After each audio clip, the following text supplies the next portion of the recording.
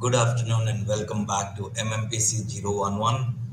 Today we will deal with Block 2, Chapter 7, Motivation.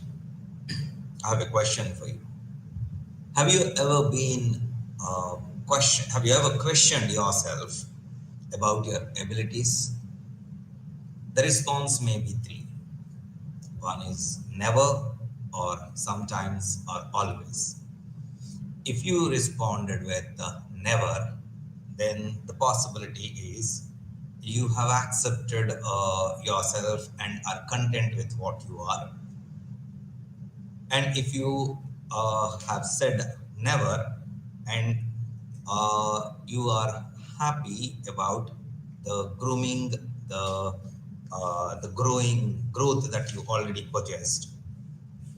If you have responded as sometimes, again, you have accepted mediocrity, or uh, you go with an occasional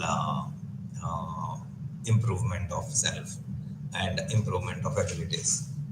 And if you have responded to the question, if you have ever questioned your abilities and you responded with always, then again, you said always, and you must have gone for an action to improve your ability, or you have said always and you have not taken an action. If you have not taken an action, then you would stay again at the same ability level. If you have always questioned your abilities and you have taken an action to improve yourself, you must have noticed that you are on a high energy, high spirit situation. Now, this energizing yourself, this putting yourself on the highway of greater achievements is what we call motivation in very simple terms. But we need to understand what motivation is. Also, when you are to motivate someone as a manager, as a superior, as a caretaker, as a guardian, now the question will be like, who is responsible for motivation? Is it the individual self, or is it you that have to motivate the other person in order to put them on the right track and help them achieve greater heights? We will answer all this today. First, what is motivation?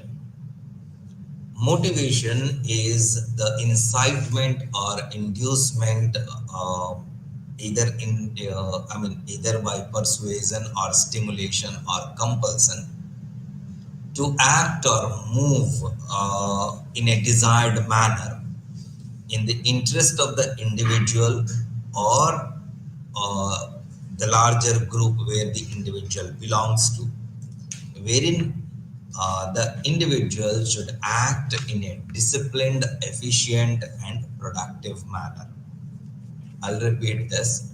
Motivation is incitement or inducement to act or move in a desired manner in the interest of the individual and or the larger body where they belong to, wherein the individual should act in a disciplined, efficient, and productive manner. The individual here, when incites or induces this particular act with himself or herself, is either persuaded by somebody or maybe a self-induced act, we call it stimulated, or possibly out of compulsion, forced by someone. If it is coercion, the motivation will not stay long. If it is compulsion, the motivation will act, but then gradually it needs to be felt by the individual also, and not just the external agency. Now, if it is persuaded, then with persuasion of an external agent, the individual is motivated and the individual has accepted the challenge or the higher level of achievement to be um, pursued, right? Okay. Now, any kind of a reward or any kind of an appreciation would be a motivation. A cheering up will be motivation, or showing the path to make things easier, or getting things in an easier track will also motivate people. Now, if a child learns how to complete a chapter in a limited time, and he is being, he is suggested some tricks and tactics, the child will feel motivated and then finish. If the child is rewarded on completion of the learning, he will be given a treat. The child will be motivated. Similarly, workers are motivated by managers in several ways in order to get the things done. Also, sometimes to bring in change in the behavior or attitude or in the abilities of the individual.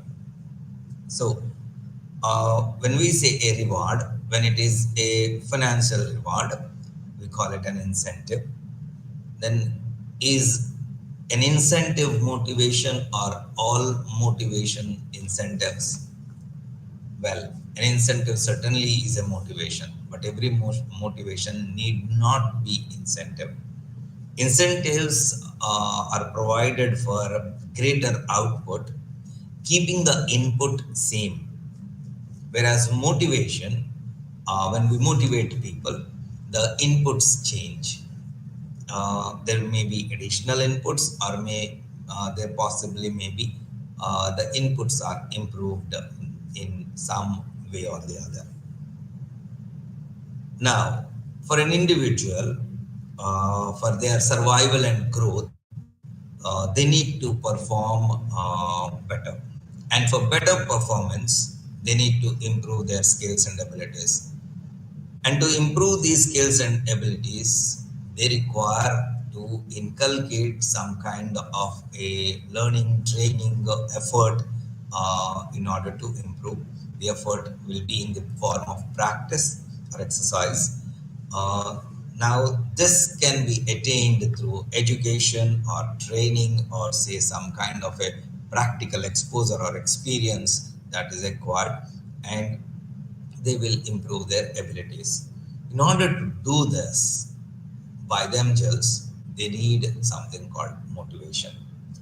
Now, maybe a change in behavior or attitude will also enable someone to improve themselves, or study better or improve their skills. So, when we say an employee has to improve either abilities or will, now when it is abilities, it is either through learning, education, training, or a hands-on experience.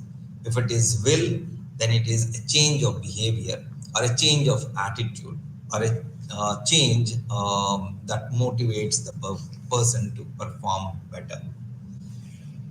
Now, in an organization with several such individuals, if the organization has to do better, perform better, then each individual has to perform better. And this is where we talk about the group motivation or a motivated workforce. So, a motivated workforce, the advantage of having a motivated workforce is they achieve their goals, they complete their tasks, they bring in effectiveness in their efforts, and they increase the efficiency of the functioning of themselves and the organization. And also, they will bring in optimum productivity. According to McClelland in 1953, a study which has done several years before, and in 1953, uh, he defined motivation like motivation consists of a learned anticipation of a goal, or as arousing positive or negative emotional reactions.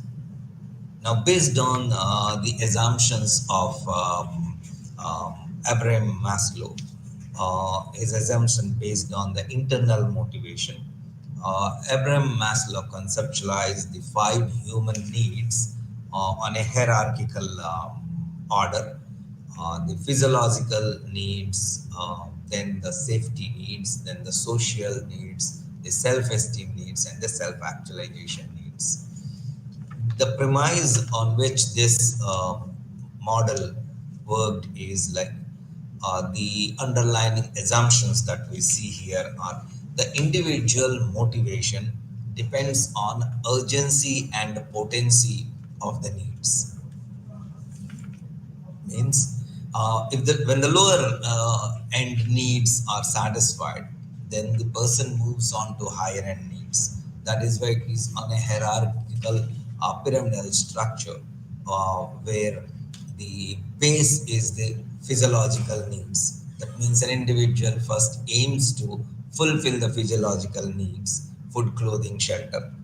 And when that is satisfied, he would move on to have safety, which is like the future being secure. So, and once that is fulfilled, then he would like to associate, socialize, and he would go for the social needs like making friends, extending the family, and once he has this, he will be interested that he gets a status, stature, and position in the society. People recognize him. People identify the individual with the individual achievements, abilities. People appreciate. So this is where the ego and self-esteem needs come into play, and the person works accordingly. He puts his efforts in order to achieve this, and once this is also fulfilled, he goes for self-actualization to get the utmost satisfaction of his existence, his life, and the purpose of himself or herself. Now, motivation is also influenced by the organization. Like in an organization, people are motivated by the management or the style of management. So, in an organization, the motivation is on a continuum of the style of management and the decision making and the action orientation of the individuals. On one side, we find task orientation. On the other side of the continuum, we find people orientation, wherein uh, the organization gives due respect, recognition to the people, and this makes the people feel good, and this feel good factor makes them perform. On the other hand, we have this task orientation where people are engaged only to complete the task. So they be going to the organization, mechanically complete their duties and get back home. Uh, and in such a continuum, we see on one extreme where there is task orientation, we also find a highly structured organization. And the organization works on the management style of authoritarian way of getting things done, where we see on the other side of the continuum where the management style is more of people oriented. Here, the employees are allowed to have a say. They need to participate and discuss about the work they are doing, the improvement they are seeking, the needs that are either met or unmet, and how they would be met. So people feel better when they are concerned, when they are talked about, when they talked about their achievements or say their difficulties, and the management can work based on this, and people will feel more regarded. And this is a democratic management style where people are considered, concerned, and are regarded as well. Um, if we consider other motivation theories, and one of these motivation theory is based on the nature of man. On once again on a continuum, we find in one end people are idle, lazy, and indolent, and on the other side we find people to be highly energetic, open-minded, and very creative. Now, these idle and lazy types, they are averse to take an initiative or any effort. They avoid any kind of a responsibility, and if the work needs to be done through such kind of people, the management has to guide them, direct them, order them, and they are very dependent on this management. They cannot take an initiative on their own, and they would also not prefer to take any initiative because there is no drive, no passion, uh, and they work under an autocratic system, and also they work on the threat of punishment, um, and they do the work or complete the work to avoid punishment, or they complete it being punished. um, the other side of the continuum, we find energetic, open minded, and creative people, where people are having a passion and drive on their own. They have their desires to be fulfilled. They search for ways and means to accomplish their goals through different efforts, using their skills. So there is a lot of drive that we can notice in this kind of people. If an organization has this type of people, then the organization will prosper, and also enable these people by giving them more responsibilities, more opportunity or scope to work, experiment themselves, and come up with innovative ways, creative ways, and build themselves, complete the task, and also achieve greater heights. These people welcome responsibility. They are open to responsibility. They welcome taking decisions on their own. They take the initiative. They seek self-regulatory behavior. They usually are highly self-motivated. There are certain myths that we have to clarify regarding motivation. Some organization and individuals believe that it is only the subordinates who need to be motivated. The non-supervisory staff needs motivation alone, which is not true.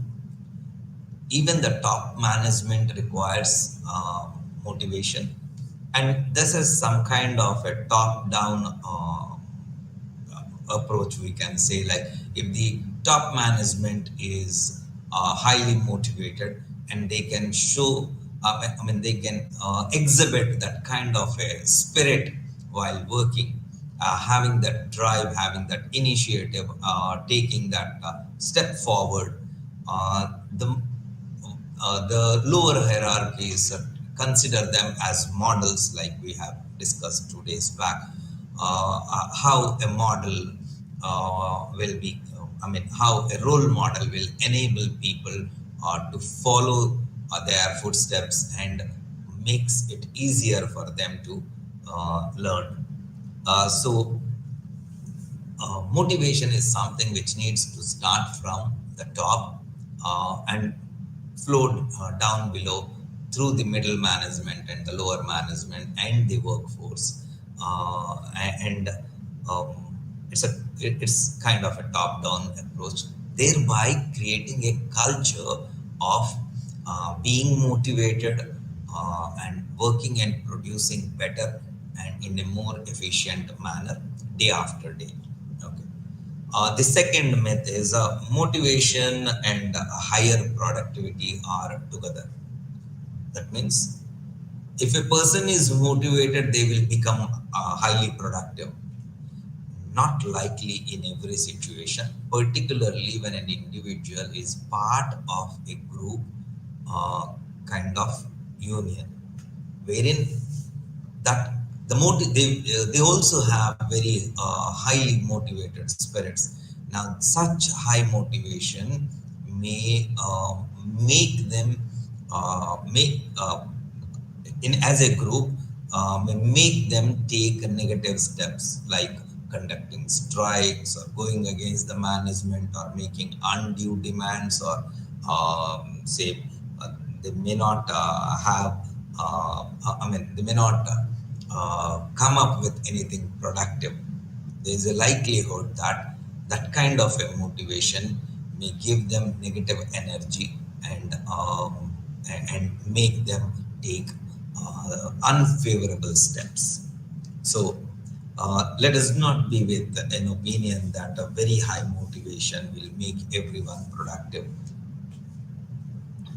The third one, all motivational techniques are basically designed and applied by the personnel department or the personnel managers and the line managers and the staff manager.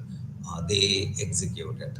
It is not like that always. There is a possibility that the personnel management may have conducted some survey and research and have come up with a new learning, and they may try to infuse it amongst the employees. But the line managers and staff managers who come directly in touch with the workers, they know the workers better, they understand the workers and their situation better, and it is they who can take an appropriate or a more calculated step to design the motivation and also certain growth programs I mean some training and development programs. So we may say like the it is better if the line managers or staff managers make an attempt to understand the worker situation and then seek some guidance and consultation of the personnel department who might have a wider experience or access to knowledge, and together they can design and implement the motivational strategies. What are the different types of motivation? Very broadly, we can say intrinsic and extrinsic motivation. Intrinsic, that which is related to one's job. Extrinsic, that which can make the individual perform better, but it is external to one's job.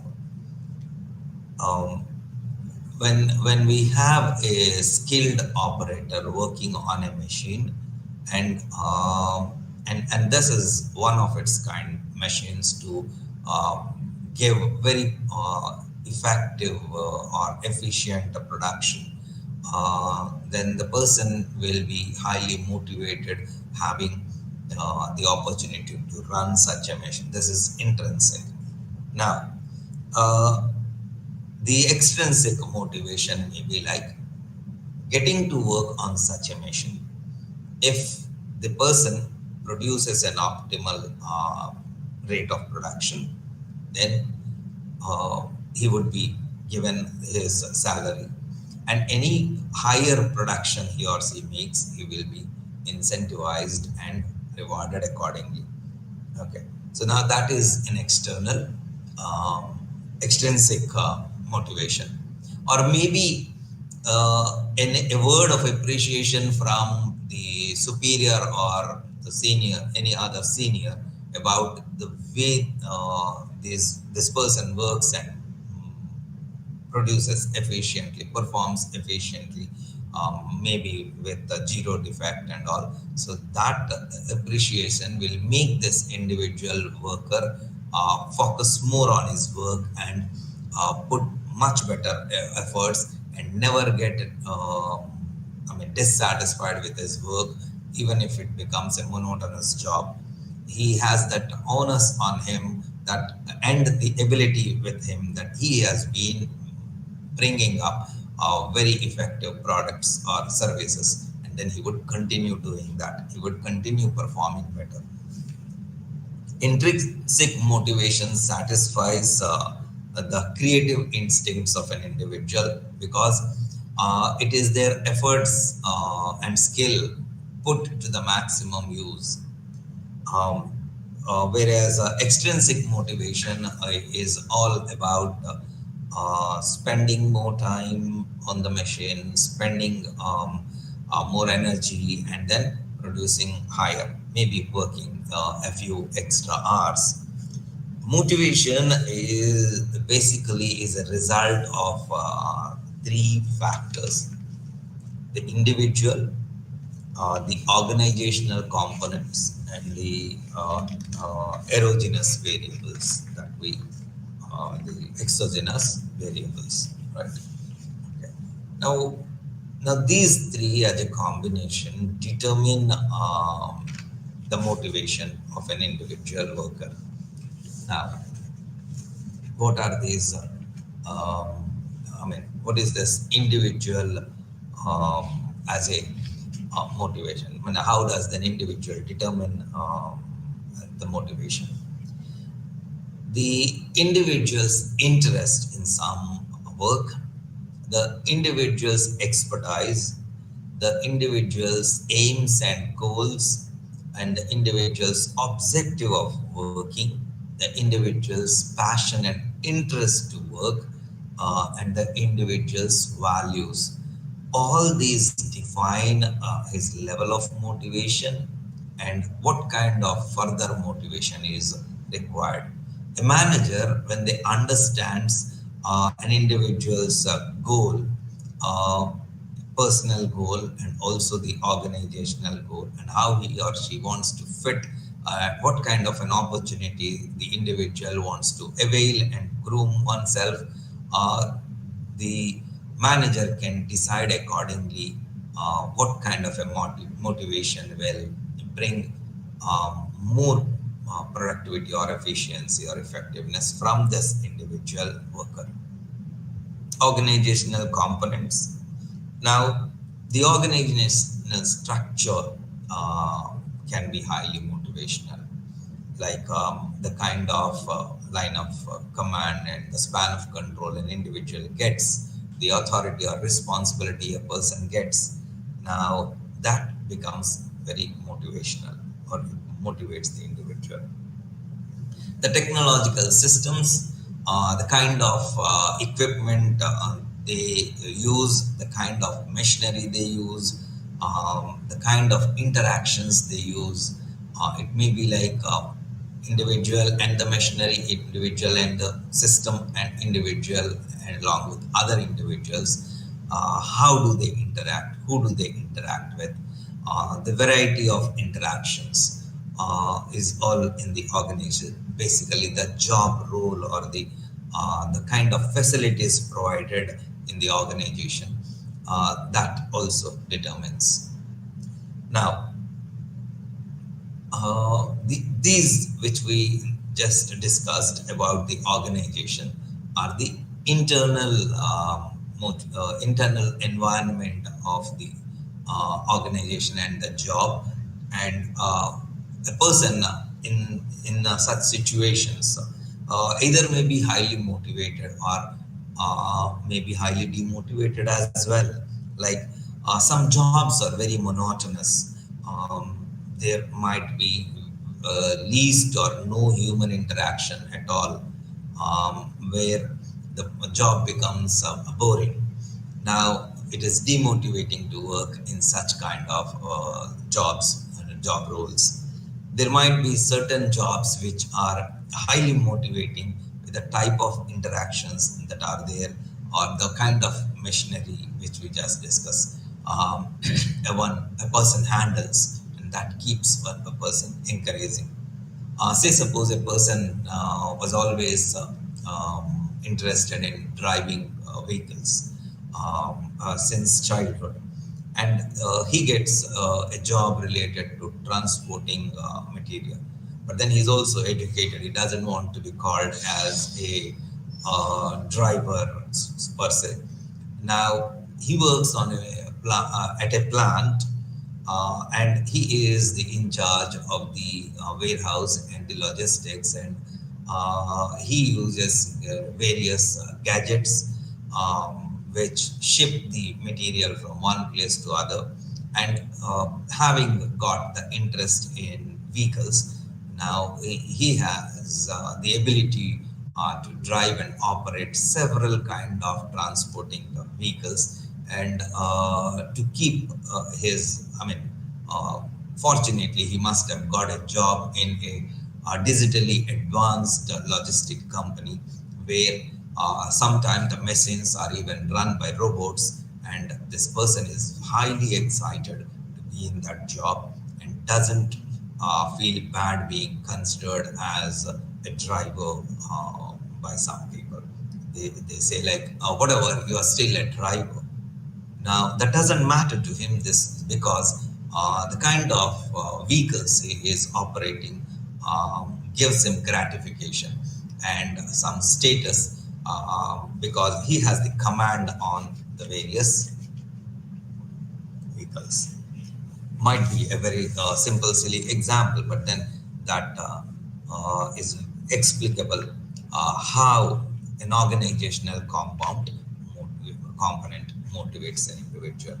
The exogenous variables are like if an individual work commands a substantial degree of respect and social acceptance and status, the individual feels highly motivated because every individual comes from the society.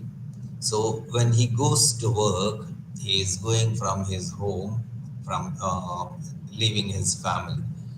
So whatever happens in the family, be good or bad, may have a shadow effect on the person when he reaches the organization. If we consider the problems, we understand better.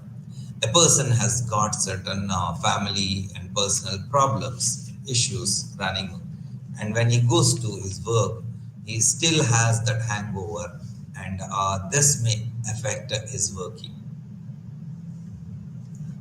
Similarly, when he goes back from work to home, the work pressure may not keep the person quite peaceful, and he's got that hangover of the work to be completed and the work pressure and the deadlines. So he may not have the peace to spend time with family.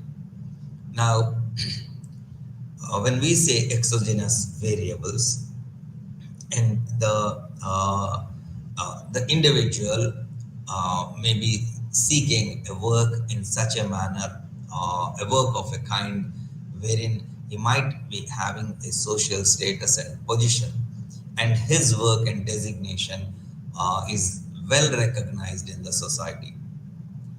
So that very respect the person gets motivates the person, and this is an example of the exogenous variable. A strong motivated motivational role is also played by one's culture, the values and the customs and the norms, and other attributes that are conferred by the society on a particular job. Like people always, I mean, students always feel that being in a civil service officer will give him or her that status, or some people may prefer to join the defense forces, and they love to serve the nation, and also they cherish the respect of people bestow on them. If we look at the models of motivation proposed by various philosophers and these psychological experts, like Maslow has proposed the hierarchical needs of motivation. Similarly, Alderfer has proposed the existence, relatedness, and the existence aspects of factors are very similar to that of the initial two layers of Maslow need hierarchy, that is the physiological and the safety needs. and the relatedness or the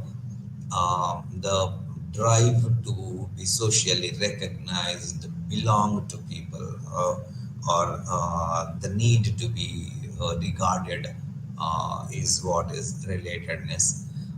And the growth is similar to that of Maslow's self-actualization and esteem needs, to the growth to realize one's potential.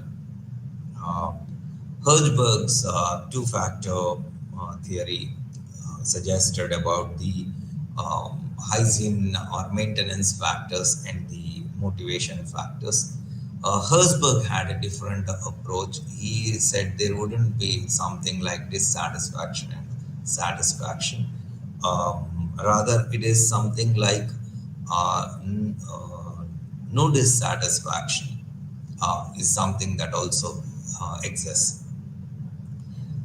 So, if the basic necessities are provided and those needs are met, like the physical and the safety needs are met, which he categorized as the hygiene needs or the hygiene factors or maintenance factors, their presence may not motivate an individual, but their absence will certainly demotivate the individual. Herzberg also feels that if the hygiene factors are there, then the person would be willing to work comfortably, but he may not be motivated to produce more or grow or increase the effectiveness. The real motivation would come only with the motivational factors or the motivational, the various ways of being motivated, which will be like advancement in career or training and development, or say incentives, so or an achievement. Now, these would be the motivators, and the person would try to perform better or increase his or her potential and also the productivity. MacGregor's XY theory are also in parlance with the Abraham Maslow's need hierarchy theory. If we see this, uh, MacGregor identified or categorized people as being X and Y. Now, these theory X people are the theory X people basically are not motivated, do not take responsibility. Maybe they are lazy. They do not have that drive to do something. On what we have seen in the nature of man, we discussed, it is something similar to that. Those idle, lazy, and indolent people are. On the contrary, we have the theory Y people who want to work, who want to improve, who want to avail opportunities, who want to take responsibility, who want to face challenges. Now, these are the people who want to achieve. So, the theory X people are similar to the lower level of the Maslow hierarchy, or similar to, very similar to the Maslow hierarchy's lower level needs they think of, and if that is given, then they are quite satisfied, and they don't try to achieve better. If we have this kind of theory X people in the organization, it becomes tougher for the management, and the management has to make efforts to bring back these people onto delivering their services, and the various motivational strategies are used for these. An organization wishes that majority of their workforce moves from this level to the theory Y types, so that self-motivated people can be more productive, and the managers can also focus on better tasks, higher tasks, greater tasks, and new tasks. And the organization would grow and expand. McClelland also came up with his theory, like, and he categorized as the affiliates, the power seekers, and the achievers. Um, Very similar to these theories. Now, let us see what are the characteristics of motivation. Individuals differ in their motivation because individuals themselves are different by nature, by upbringing, by their experience, by their growth, and their interests. So, uh, since individuals are different, the motivations have to be different. Now, if a manager understands like what motivates an individual, the manager can plan accordingly, the organization can plan accordingly to increase their productivity. So, individuals' motivation may differ internally, like they may be working for a month end salary or a daily wage.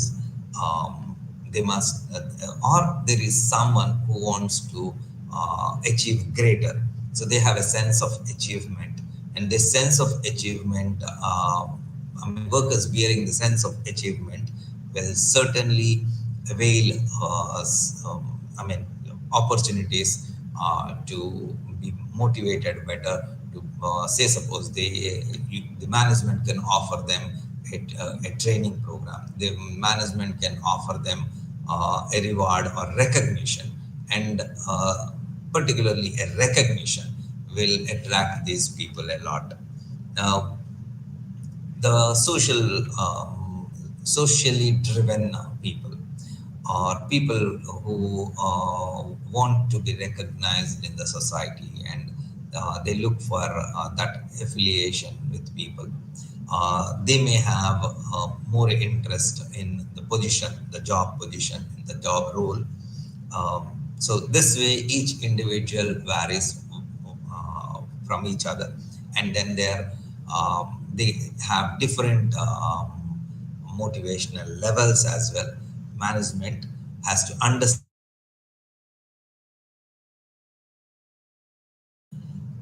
Motivation is highly situational. A person may be motivated to work in on one job and in a company, but when he changes the job to another company, he may not enjoy the same job. Um, from organization to organization, they may their motivational levels may vary. Um, Maybe because of the new company's policy, or maybe because of the culture there, they are not so very much motivated. In such cases, also management has to identify that individual and decide on better motivator. Um, Motivation changes, like it can be positive or negative. Suppose a person has got a temporary position or a temporary job, so he is motivated to work, prove himself or herself, and they focus on the job. They contribute maximum time, energy, and abilities to the job. They are very sincere, and this kind of and they are very high, very much motivated. Um, and why are they motivated? Because from a temporary position, they want to attain a permanent position, and this self-motivated behavior of theirs helps them to attain that permanent position. Having got the permanent position, now there is a possibility they may remain the same but then the motivation level may change and increase further, and now they work even harder in order to get a promotion and a higher pay, right? So the level of motivation in one position may vary with the level of motivation in another position. So motivation also keeps changing. It can, uh, improve and increase. Motivation is expressed differently. Now, needs may be same, but they are translated into success in different ways. Like uh, those unmet needs of people. So, if an individual's needs are not met, so the individual may get frustrated. On the contrary, there is another individual who also has some unmet needs, but this person is motivated, and this person motivations are stronger to achieve that goal or target, and the person multiplies their effort, enhances their productivity by working better until they achieve this, attain their goal. And possibly they keep continuing this because those rewards, recognition may work as a reinforcer, and then they keep performing higher and better, and they keep on repeating this. So motivation is expressed differently. For someone, it is frustration, having not met their needs, and for someone, it is a highly motivated situation wherein they put better efforts and reach greater heights. Um, Say, suppose somebody has got strong security needs or safety needs. Uh, Here we take a negative example, like now such an individual may not accept challenges, fearing that they may lose the job if they do not perform. So their need is security. So to keep that job, they do not take responsibilities, wherein they may prove incompetent and lose the job. On the contrary, a person who is also having the security need unmet and wants this strong security need, wants to keep it intact, he would accept any responsibility, try to prove himself or herself, so that he doesn't lose the job. So, this is how the needs and motivation are expressed differently. Motivation is a complex in the sense it is difficult to predict whether a certain motivation will be effective or not.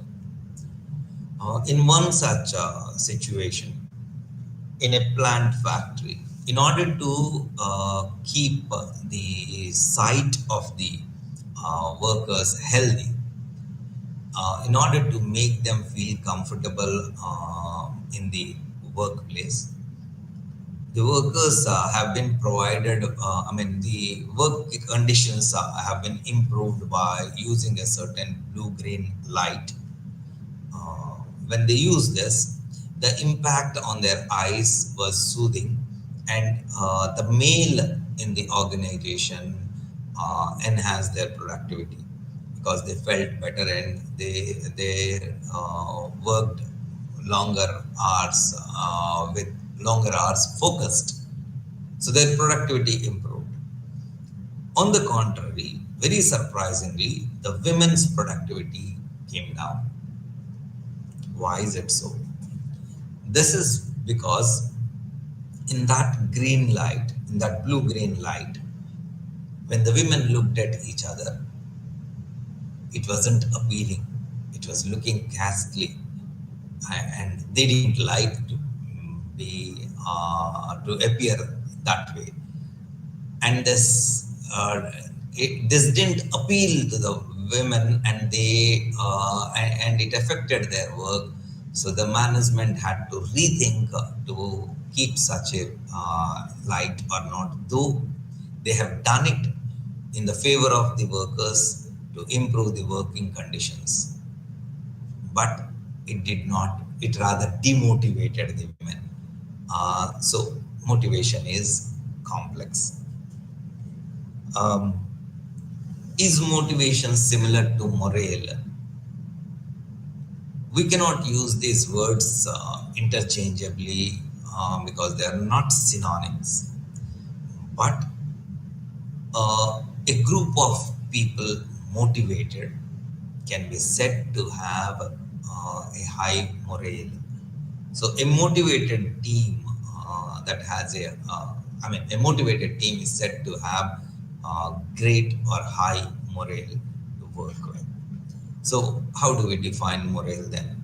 Morale is a composite attitude resulting from collaboration, coherence, and effective communication amongst the individuals, which is exhibited as an attitude of satisfaction, with a desire to progress, promote, and also possess the goals. So morale is a composite attitude.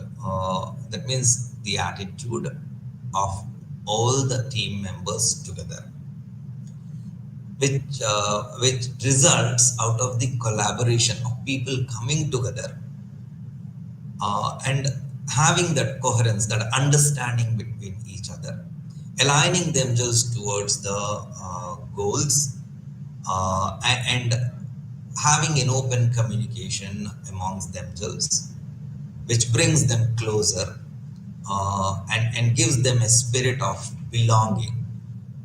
And this is how they exhibit an attitude of satisfaction working in such an organization and a team, with a desire to progress together, to develop together, to promote themselves to greater achievements, and also to accomplish the goals or win over the goals and possess those goals. Right?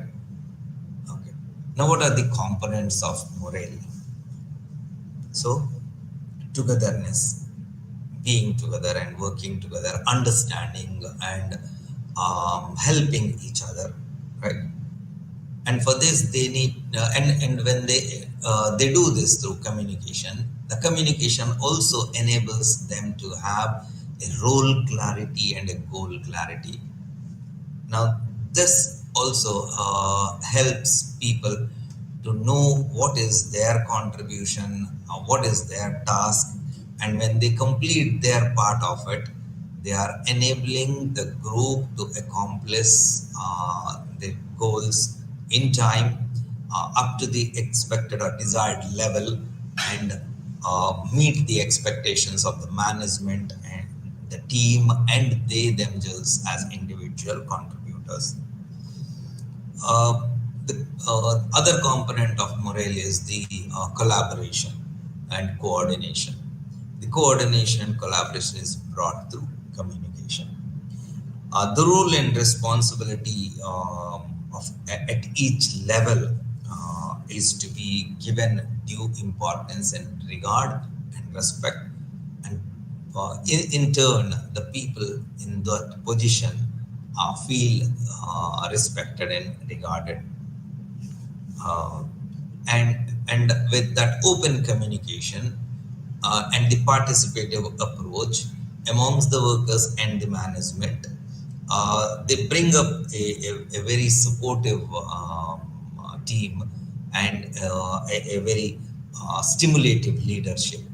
So together they can bring this level of motivation to the group, and this is where we say the organization works with high morale or great morale. An enlightened management consciously assesses the employee morale and works for it. and that the assessments can be done by opinion polls or say attitude surveys, and they repeatedly do this to check if the morale is intact or not. Usually, like this goes on increasing cumulatively. Now, unless there is an external, any external impact which is negative, the employee morale normally doesn't get impacted because this kind of a motivation can be considered as subjective and intrinsic. Everybody have a very high level of understanding and maturity to interact with each other, to participate with each other, to come up together. Okay. So the low morale may fall beyond the management control, but it can be boosted with motivation by improving the working conditions, or say bring up a democratic leadership, or they may bring up incentive schemes which are widely covered between, along the hierarchy and also horizontally, like everybody gets such incentives. And the morale can be developed by a consultative management style or a participative management style. Then what demoralizes employees?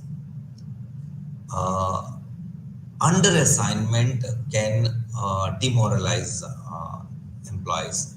That means employee them may consider themselves to be competent, having good potential to exhibit their skills, demonstrate their skills, apply their skills, and perform better, but they are not getting enough opportunity. So the under assignment will be a demoralizer. Or sometimes even over assignments also demoralize people. They are strained with the workload. They are overloaded with work which they cannot accomplish in the man hours provided to them, and they would be feeling pressurized, fatigued, and they keep underperforming, and also like losing interest. And in cases, it also has left to turnover, high turnover. Now, the third demoralizing aspect that we see is the buckmastership. Senior management may feel that the work is tough and they pass it to the juniors, and this buckmastership also demoralizes people. Coercive supervision and control, very strict control, micromanagement demoralizes people.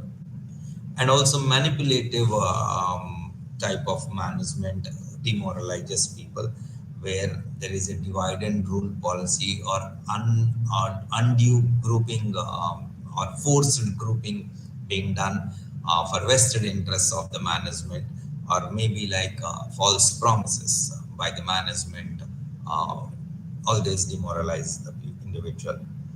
Now, and how do we motivate the employees in actual practice? So using the right kind of the reward or incentive or recognition, and in right degree at the right time, and promptly handling the conflicts, promptly bringing up the incentive reward schemes, and fair handling of the disciplinary cases, and clearing any kind of a misunderstanding as early as possible. Job enrichment and say job enlargement can also keep the employees motivated. Um, the management by themselves, if they are self-motivated, that brings in a culture, a very rich culture of being motivated. Now, what could be the specific actions to motivate others? Broadly, it is to actions that affect the goal or actions that affect the path. In actions that affect the goal, we come across rewards provided that bear value and make sense to the individual who receives it. Or we change the values of the individual towards the reward. Now, the path to reach the goal has again two types. We can improve the person's perception of the role of the reward or the behavior to achieve that reward, or we can improve the reality of the behavior and the reward, how they are linked. So, any of these four actions can motivate the employees better. It can be done indirect influence, that is, the job has this kind of facilities, that is indirect. It can be semi-direct when a manager personally motivates the person, or it can be a direct influence when there is a one-on-one counseling and encouragement by the management to bring up higher production through motivation.